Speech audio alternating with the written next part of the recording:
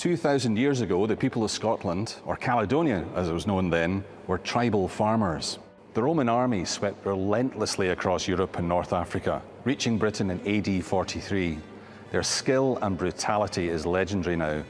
But how did this come to be? And what would the Roman army that marched into Caledonia actually have looked like?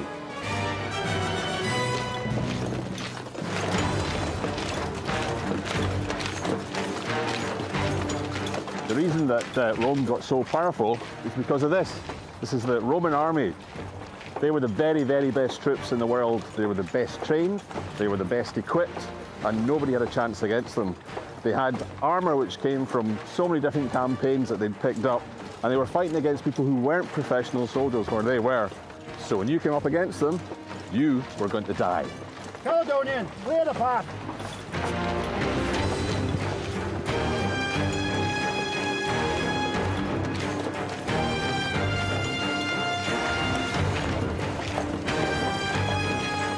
Discipline was obviously incredibly important with such a huge professional army. In fact, it was more than that. It was actually a religion. They actually had a goddess called Disciplina who they used to worship, and there was an entire fort on Hadrian's Wall which was dedicated just to her.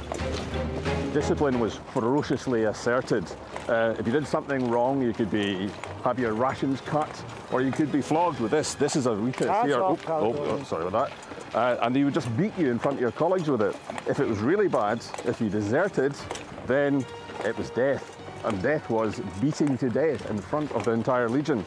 If an entire cohort, if they deserted, if they did anything wrong, then you had something called decimation, a word which you might know, but you might not know that it means that 1 out of every 10 was drawn by lot and they were beaten to death in front of everyone.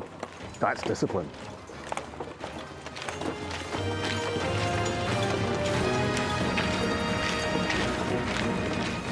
Each legion was made up of two kinds of soldier. There was the auxiliaries, who weren't Roman citizens, and then there was these guys here.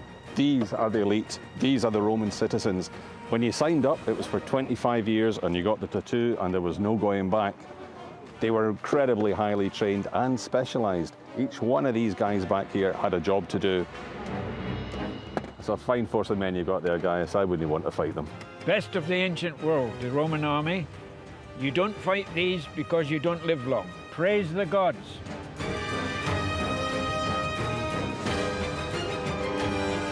These guys are the other half of the Roman legion. These are the auxiliaries.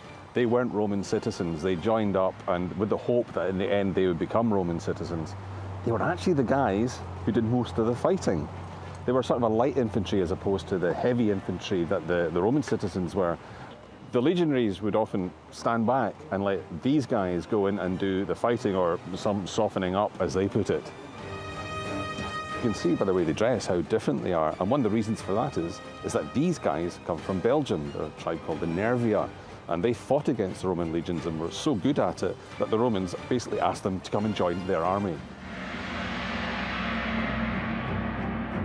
Join us again to explore the best preserved Roman ruin of the Antonine Wall, Bearsden Bathhouse.